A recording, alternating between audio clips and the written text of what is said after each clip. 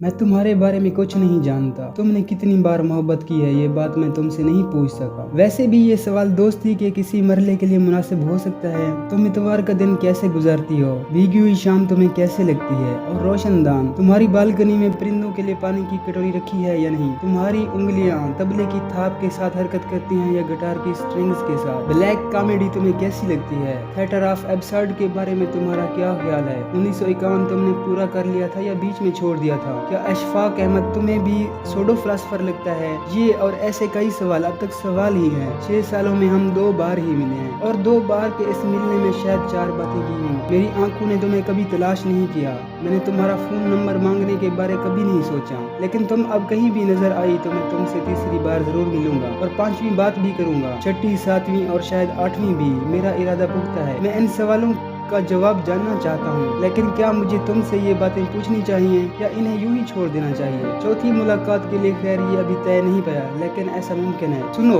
अनजान होते हुए भी जाना खूबसूरत ताल्लुक है।